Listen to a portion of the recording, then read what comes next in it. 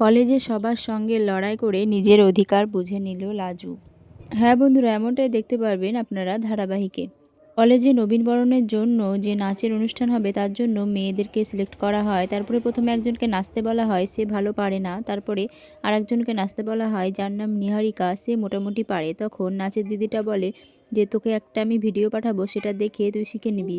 মোটামুটি পারছিস, তবে তোকে তোর পিছনে খাটতে হবে অনেকটা। তারপরে ওই নাচের দিদিটা বলে যে লাস্ট কে আছে, এরপরে আমি কিন্তু চলে যাব, আমাকে যেতে হবে, আমার কাজ আছে। তখন লাজু বলে আমি আছি, আমি আছি। তখন লাজুকে নেচে দেখাতে বলে। তখন লাজু একটু নেচে দেখায়, কিন্তু সেটা মোটেও ভালো হয় না। তখন সেটা নিয়ে সবাই কলেজে হাসাহাসি করতে থাকে।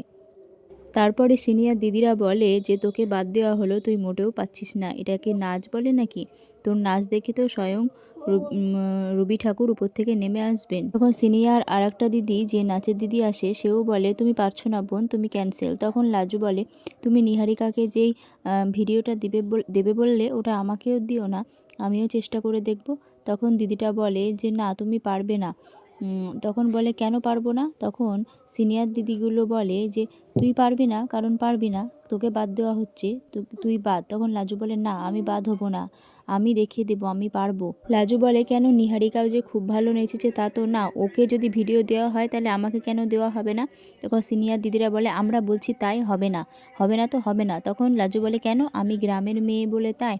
আমি তোমাদের মতন করে পোশাক আশাক পরি না, তাই বলে আমার জন্য সব নিয়ম আলাদা?